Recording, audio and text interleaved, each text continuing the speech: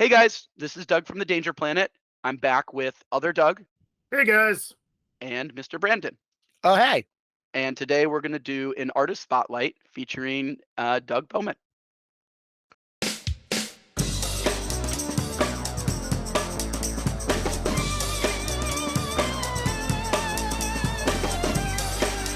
So welcome to the channel, Mr. Bowman. We have not had another Doug on here yet, so you know. That's true. You are the first Doug on the Danger Planet.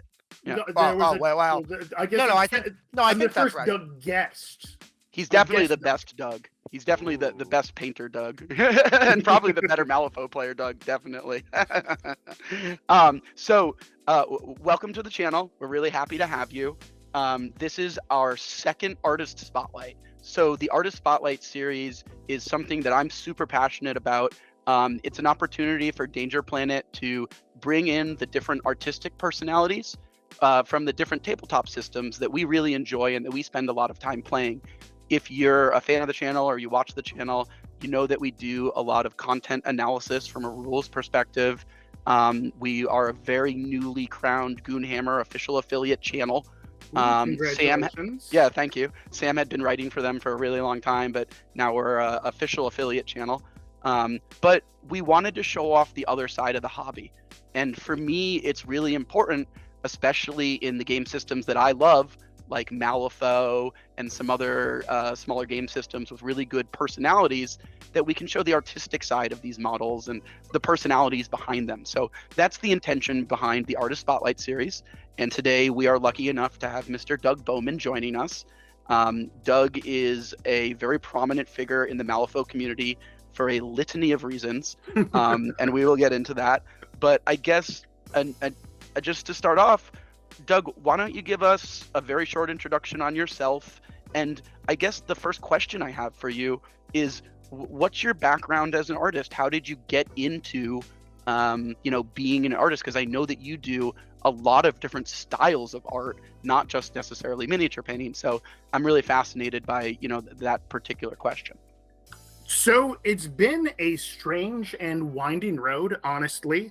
I got my degree in theater back in 2005 from Michigan State University. Grew up, born and raised in Michigan. I just happen to live in Texas now.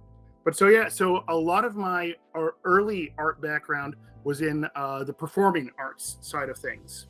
But that degree did involve a certain amount of taking classes in art history, so I started to kind of build up my appreciation for the visual arts.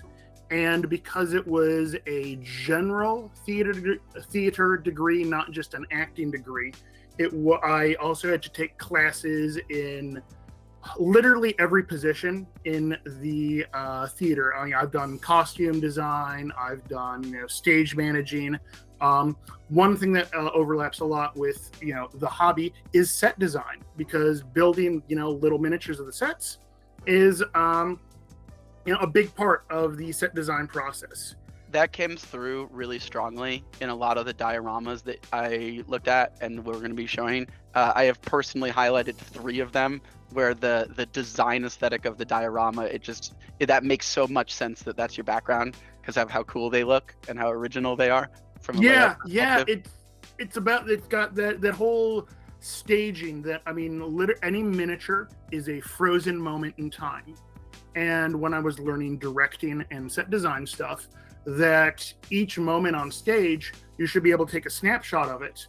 And that snapshot, that still image at any point in the performance, should tell the story of what's going on. So it's not just the words, but it's also the visuals of it. That is very important, especially in live theater. And also in film, I don't have as much of a background in film, but I watch a lot of films. And it's sort of that, understanding the visual medium of the performing arts, is that they all really tie together.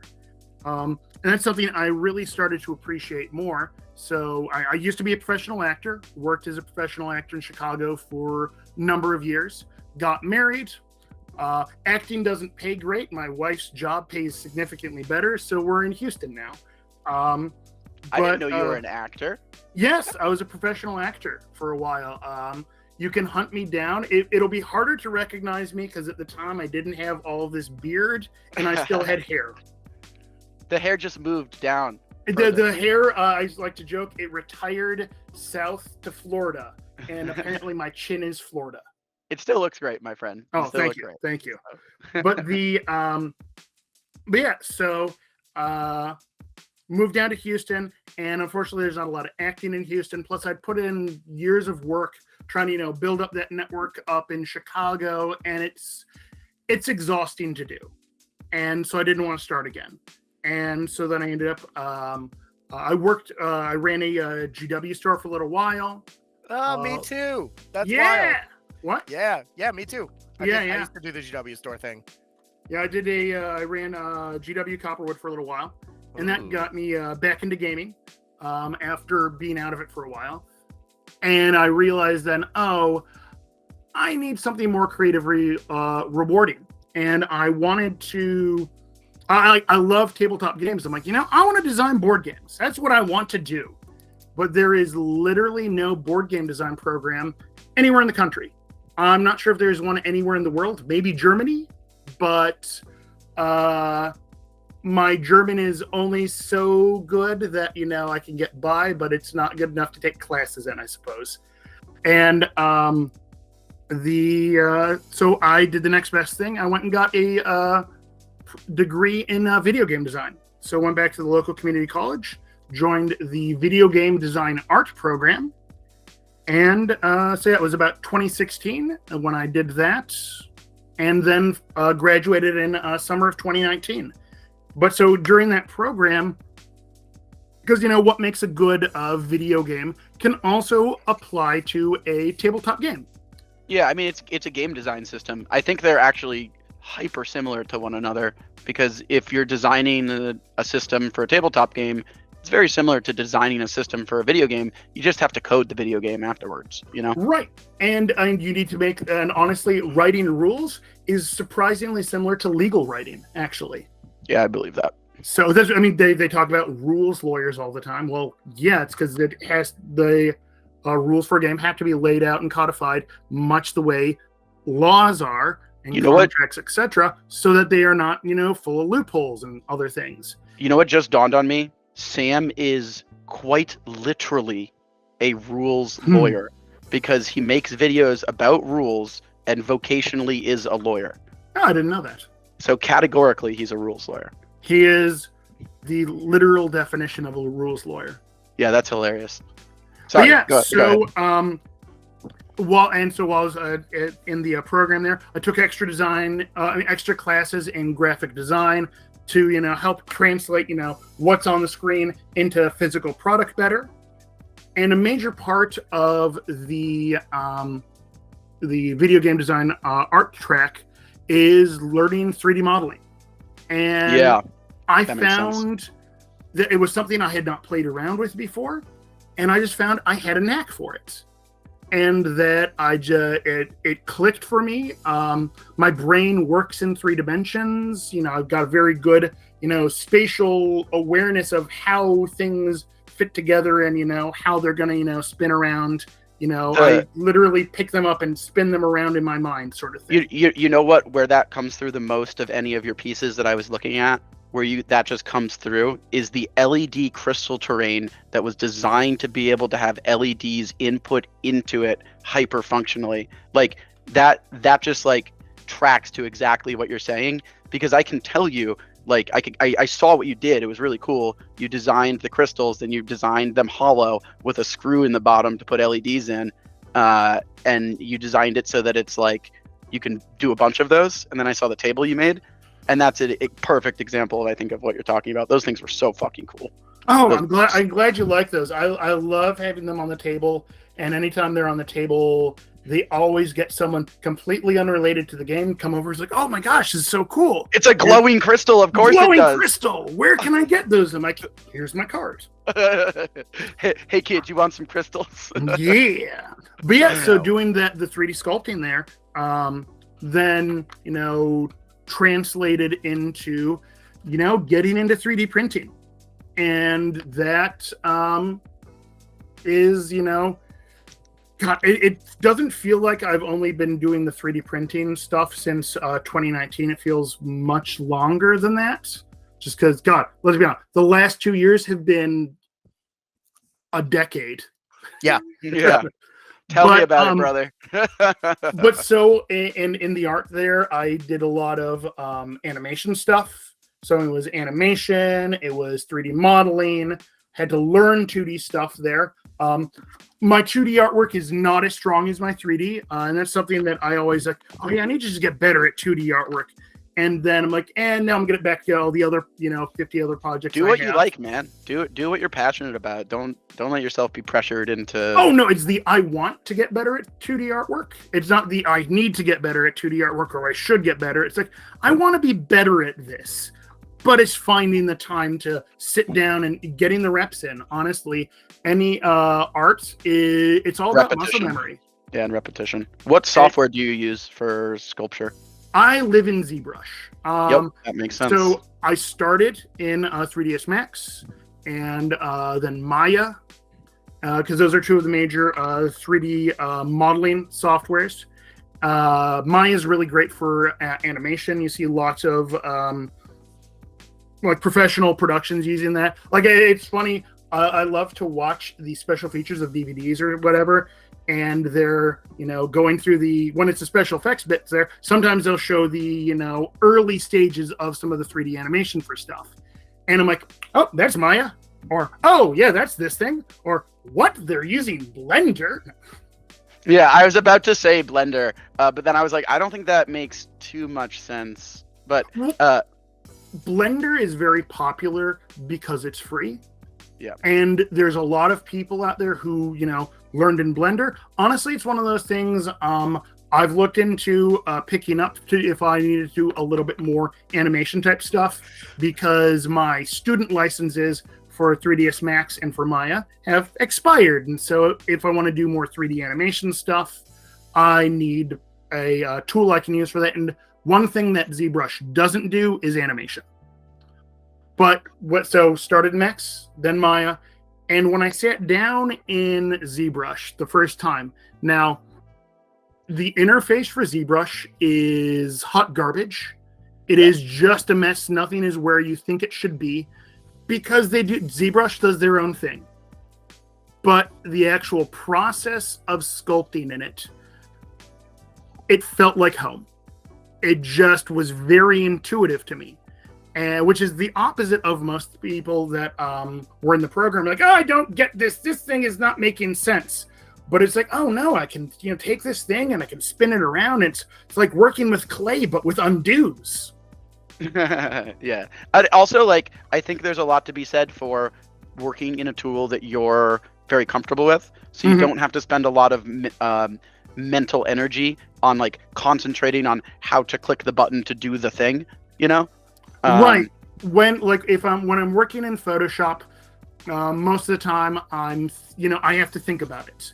When I'm working in ZBrush, it's because I use the Wacom tablet for that, which is just me and the tablet, and I'm not looking at the tablet at all. I'm locked in on the screen, and it's just I feel the object there, and it just works for me. That I've got the reps in where my brain is wired up with the object there.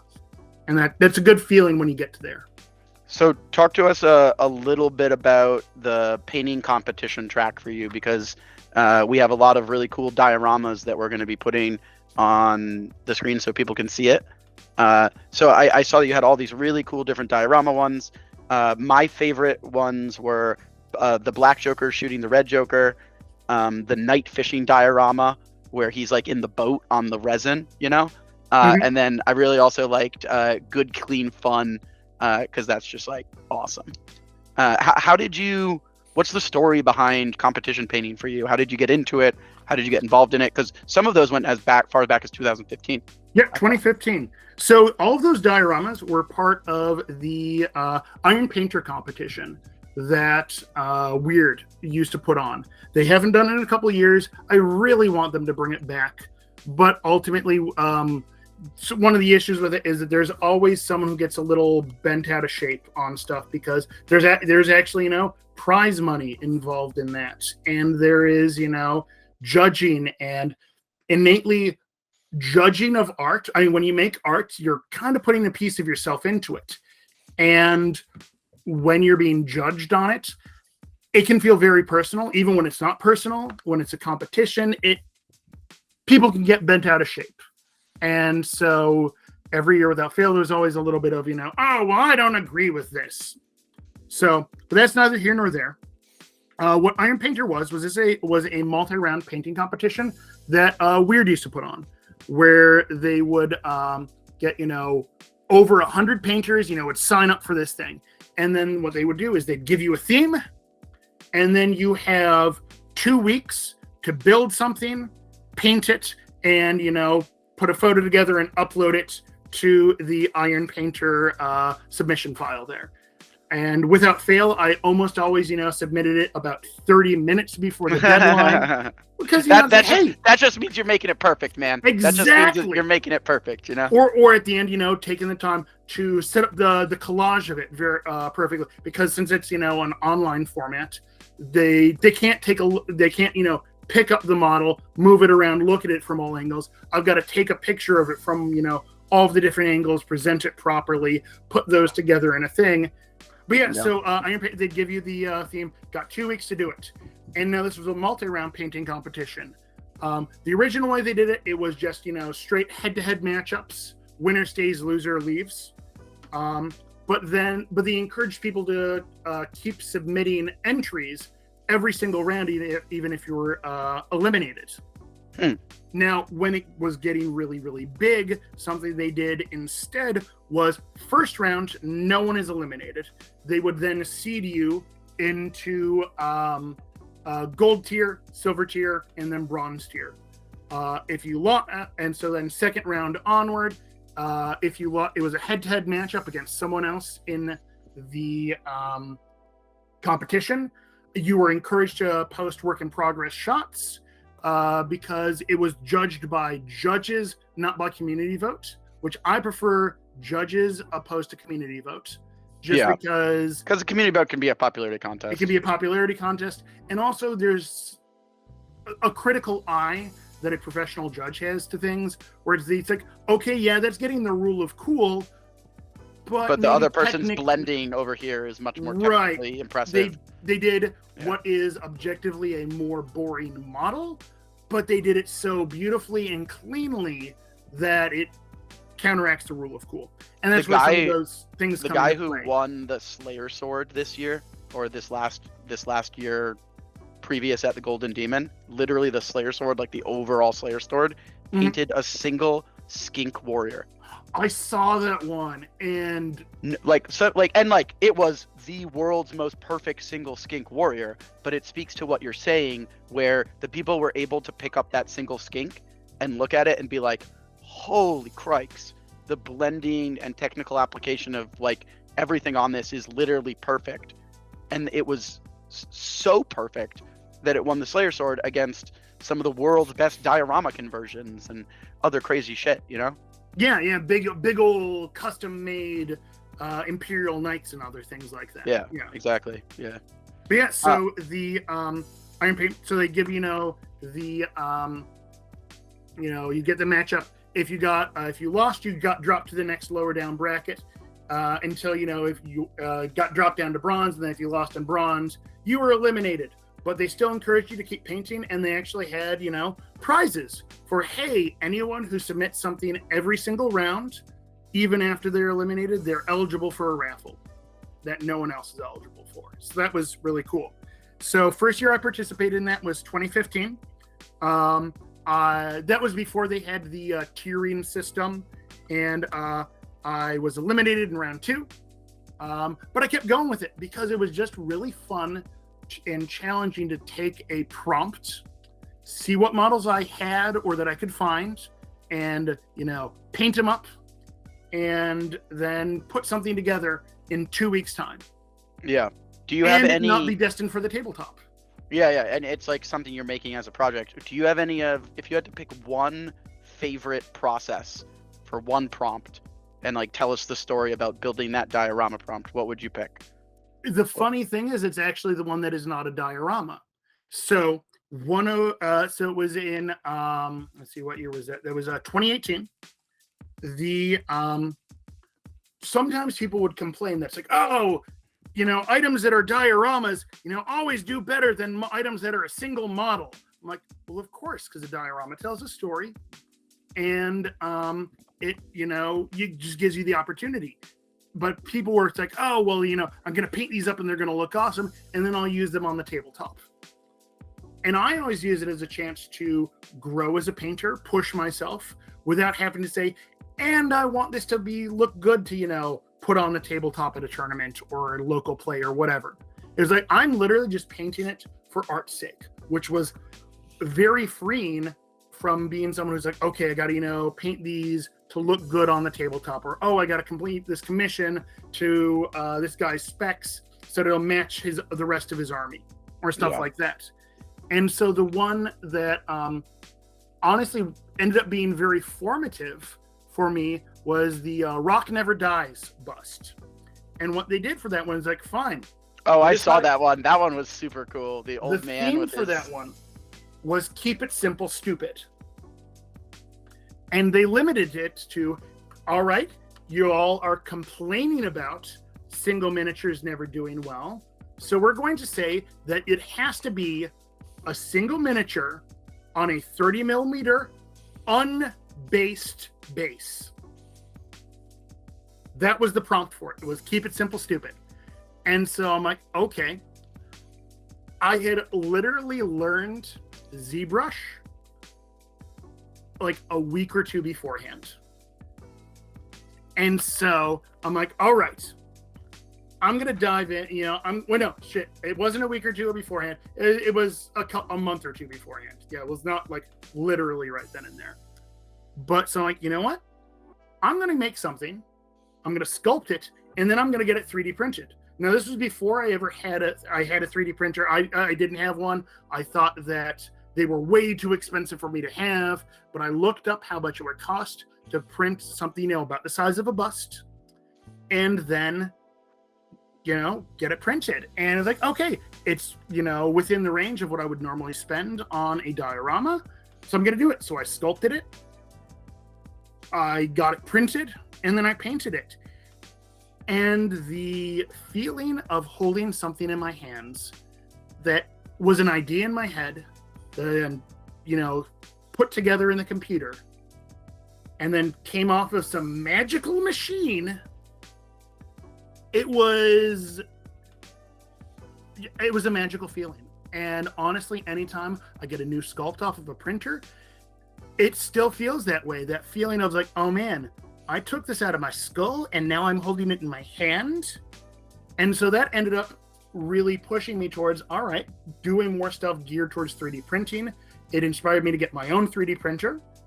And so, so that one, ironically, where everything else is dioramas, the one that is not a diorama has influenced my future work the most.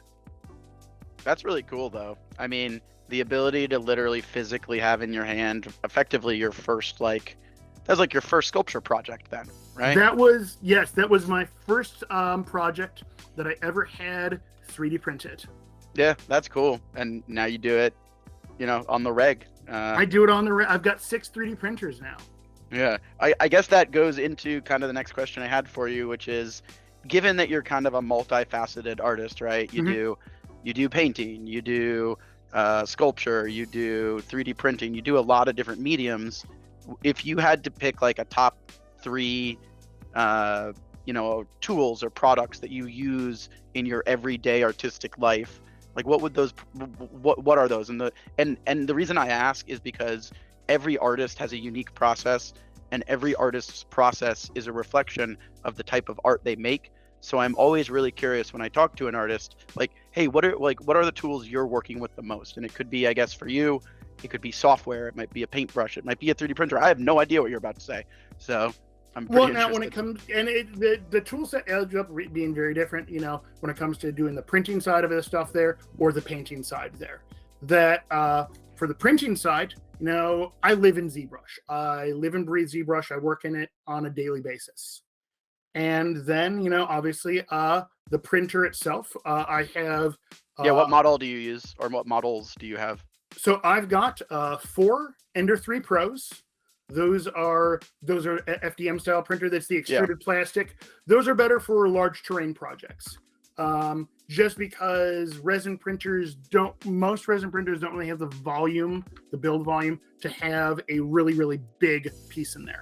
Yeah, you can get good detail with them, but they can't do huge stuff. Sam, I bought a Prusa and threw it at Sam at Velocity and said, figure it out, and he did, and we used that Prusa, the FDM Prusa, to print like a bunch of tables for the store, for our Malifaux train, actually. Yep. And all of the trophies that we give away for pretty much every one of our tournaments. Yeah. We have those custom files. We should probably show people those at some point, huh? Yeah. Well, and so then when it comes to detailed work, I've got the resin printer. So I've got an original Anycubic Photon, the OG Photon. The OG, the one that you have to re-level every time with a ball joint, and it's just like with the ball joint. You know what? I have not had to re-level it in over a year. Then you're a magician, sir. Then you're a magician. It's just getting it locked down in there and not getting resin up into the joint. And then I then got the most recent one is my Anycubic Mono X, which is I love my Mono X. I think because here's the thing with that is that now it's not the largest resin printer out there, but I can start to handle some pretty large terrain pieces with it there. So if you take a look at the casino that I sculpted there. Yeah, the Garden Casino. That thing was sick. So I've got the everything in there I can fit onto the Mono X. And so actually I can print full buildings on the Mono X. Now, and also Malifaux terrain is like a little bit smaller sometimes, like a size 2 or a size 3 terrain piece. You can print that on Mono X for sure. Honestly, what we like for for Malifaux tends to be a lot more what other games would consider scatter terrain. Yeah, or like scatter terrain of various sizes, effectively. Right. Like walls and trees and gravestones, etc., with a couple large pieces.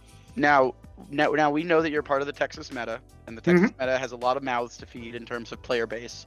How many tables have you printed for the Texas meta, Mr. Doug? So I have, as far as total amount of terrain, over 20 tables worth of terrain. That's crazy. Now, not 100% of it is 3D printed, but almost every single table ends up with 1 or 2 3D printed pieces on it. That 22 tables is crazy. Yeah, well, it's over 20 tables. So yeah, but yeah, as far as so I use ZBrush. I use my printers. The secret sauce for the resin is so long as it doesn't have to be translucent. I love Ceratec Fast Gray resin because first off, taking pictures of a test print, gray photographs better than the translucence. And then clear. I think that's a model of an elf. I can't tell. It's totally transparent. Exactly. And so what I'd always have to do is if I want to take pictures, show off test prints of something, I'd have to get it, and then I'd have to prime it, do a quick zenithal prime on it. Well, that still takes extra time.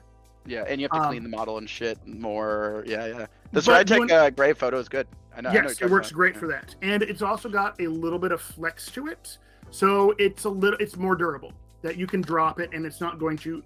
You can drop it a lot of the times, and it's not going to shatter. I'm not worried about it being as brittle as some other resins. Yeah, that makes sense. What about on the painting side? Do you have any brushes or anything like? Yeah.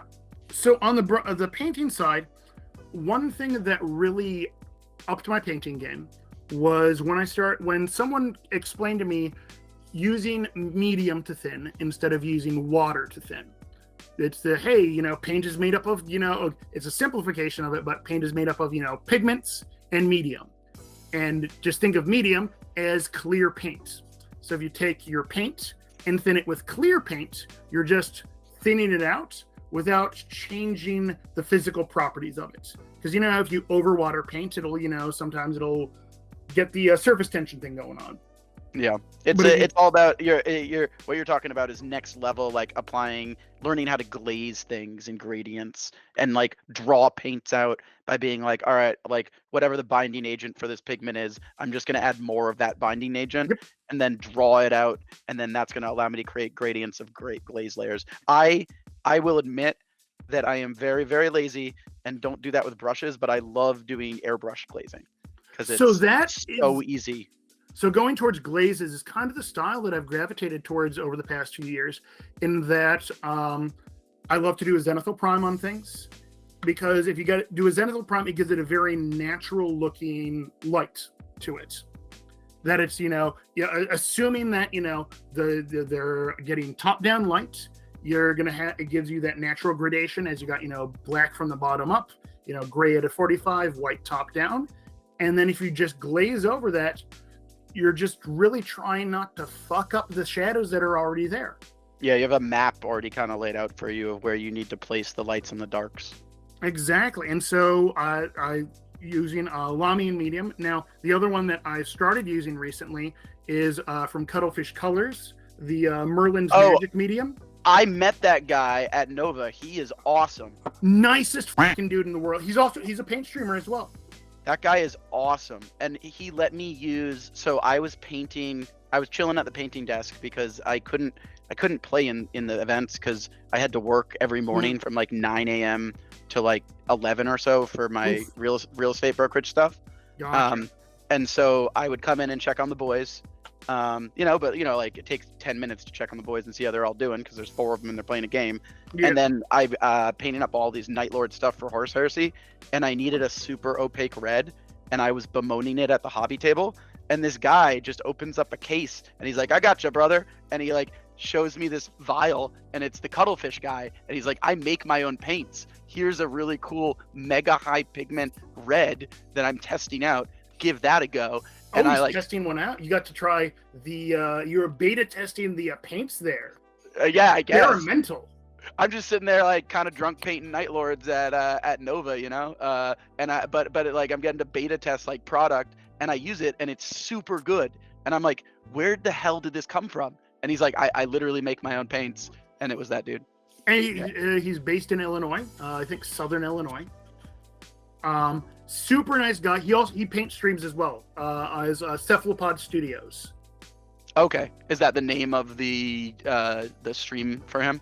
So yeah, Cephalopod Studios is the name of the stream. I'll drop a link to it for you there later. Yeah, we'll link it in the video so people can see it. That guy's great. His product is really good. So if anybody needs a additional validation, hell of a product. And super nice dude. Super nice dude. Yeah. But so Merlin's Magic Medium, that's one of those secret sauce things that I've been using Lamy and Medium for years. Tried this out because he recommended it on his stream. I'm like, hell yeah, I'm gonna support other independent artists. Tried a bunch of his paints, and this stuff makes every paint better. It's like thinning with like Lamy and Medium. That's the most readily available matte medium out there. Unless you're going like the going to Michael's or whatever and getting like you just go to Michael's and get Winsor Newton, like a bucket of it, Yeah, but so this he's also got some a little bit of flow improver in there, and I think some dry retardant in it because it stays wet it stays wet longer than if I do it with Lamy and Medium. I mean, obviously on the wet palette staying wet, that's still staying wet, but on the model itself it stays wet a little bit longer, so it's easier to do a little bit of a wet blending. Yeah, so like glaze gradient blending, basically. Yep. Yeah, that's really cool. So that is, one of those secret sauce things there. I mean, I agree with, I watched the episode that you did here with Haunted. And I agree with them. Good brushes and a wet palette. I use mostly Winsor Newtons. It's because it's readily available. I can pick them up at my local game store carries Winsor Newtons now, which is really nice. So I can pick them up there. Honestly, I paint probably 80 to 90% of the model using the big old number 2 brush. Yeah. And then you go in for the details and finish. Then I go in for the details with the one. And honestly, I very rarely use my 0 anymore. It's really, and honestly, it's because you can get a razor fine point with a number 2. but it's more I'm trying to get into a tight space, so I need something that doesn't have the big old belly on there to go get in a small area. I've been using size 4s for all of my general stuff, and then I go down to like a size 1. I can't even do eyes. Like my friend Jacob, who I hobby with a lot at the store, because I hobby at the store a ton. Like whenever he's there and I have to paint eyes, I'm just like, Jacob, please help me, because he's really good and it takes him like 2 seconds. So I'll just be like, here's the model, please, and he'll just be like dot dot dot dot, and it'll be done. Well, then I have something for my other super secret hobby thing that I'm like, it is my hobby secret that I will gladly share with anyone. Will help you. Ooh. The Pigma Micron. Oh, the Pigma pen. Pigma pen. Shit. That's a good idea. I know Pigma those pens. from drafting, like artistic drafting. Those are like the needle point, mega high pigment black pens. So you're saying just like do a white thing and then dot it is what you're saying. So I've got all of these different colors of them there. Which wow. Those of you listening to the audio, you don't see me holding up a big old cardboard thing of just all of my Pigma pens there. But we'll show the product. We'll show you guys what it looks like. But so I mean, and I use those for dotting eyes. They actually recently. Do you use them for crossing T's as well? I also cross T's with them when I use them for writing on things. So if you want to to be honest, it is very difficult, no matter how good your brush control. It's damn near impossible to actually write, tiny little letters with a brush. And it never looks great.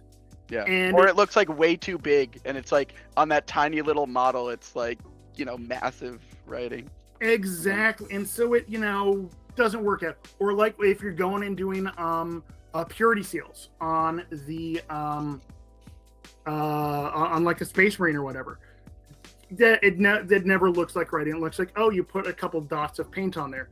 If you go in there with a Pigma Micron pen, if on those, maybe you're going to just do little super tiny dots with those, and it won't look like a actual writing.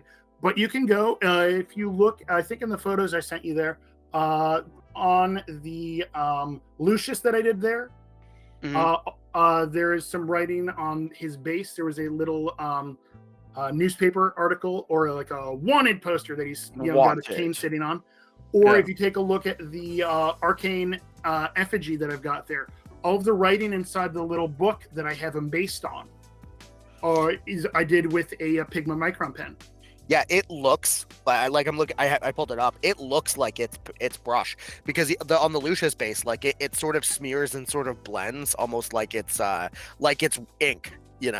Well, it is ink, right? But wow, no, it's because it is. That's so good. But it gives it says warning, beware. You know exactly how thick it's going to be. Because let's be honest, one of the biggest issues with like dotting the eyeballs is that it's like, okay, is it too thin? And then I put it in there and just floods the eyeballs, and it's like, I am possessed. Yeah. Or all of my models look possessed. Or is it so thick that by the time you get it from your palette to the eyeball, it's clumpy on the end of your brush there. So the standard Pigma Micron, the 005, has got a 0.2 millimeter thickness, which is that's the general layer height of an FDM print. But they've got these ones out that are also a 0.003 that is 0.15 millimeter. This is the it doesn't, I can't see any tip. It's just like a needle. It looks like a needle. Right. For the folks at home, it literally just looks like a needle. And so that works on there. So I use that for doing eyes, doing writing, doing pinstriping. That's something I started doing. Oh, because they're colored too, so you could do in colored or doing black. I've been playing around. They've got these new cool gray ones where it's not dark black, it's actually gray. So now, unfortunately, it doesn't. I can't do a gray over a black. It won't work like that. But it's a little bit lighter. Allows you to, maybe I'll put in the gray and then I'll go over that with the black. So that's one thing. You know what that reminds me of in the Gunpla community? So in the Gundam Builder community, they have markers that are not that fine, but maybe they also use microns, but maybe not. I don't know. But they have markers that they use for panel lining the Gunpla. And that just seems like the next level. You're out here doing freehand miniature newspapers with these things. It's crazy. So I've heard of a lot of Gunpla people also using the Pigma pens. Yeah, that makes sense. No. But they don't have to be as accurate, and it's not as freeform as what you're doing. But I think they're using it for various panel linings and armor dotting and crap like that. Now, the one thing that I've not actually put this onto a miniature yet that I'm playing around with is I've got these white gel pens. Ooh. So, because I was saying that obviously the black, you can, with these pens, you have to go, you're going with a dark color over something lighter. You can't go lighter with it just because it's, it's effectively a really, really fine Sharpie marker is the quality of ink it's putting on there. But these, it is an opaque white gel pen. And how does it apply over primer? Can it? It does. You got to make sure you work it out. You got to prime the pen a little bit there. Write it on a piece of paper first, and then it'll work. If the tip starts to get clogged up, it's you can clean the tips with them. And I haven't put it onto a model yet. I've done I took a bunch of there's my tests right there. Ooh. So I took. I took a base because that hasn't made it onto a miniature yet. I haven't found a miniature yet to try that out on. It covers it well. Like the coverage is shocking. It looks really good. Yeah. And now mad scientists mashing stuff together and just making it work. That's crazy. It doesn't have as fine of a tip as the Pigma pens, but as you can see there, it gets pretty fine. And the coverage is great. You got to let it dry, and it definitely, like on here, it's not, flaking off, but that's because I let it dry for a little while. And, it's something I would definitely make sure I matte sealed it. But it's a technique. I'm like, you know what? I haven't seen anyone doing this. I want to, I see people work with pens, but I want to go brighter instead of darker. And is there a thing out there? And I stumbled across these in some, I guess like a lot of, manga illustrators will use like these white pens to then go back over like the black line. Because they're making cross hatching arts. I think the coolest thing about the miniature hobby experience for me is hearing these types of stories where people go out and they find solutions or different tools. Because if we really look at what we're doing objectively from a miniatures painting standpoint, we're not recreating the wheel. We're applying various forms of pigmented acrylics to models.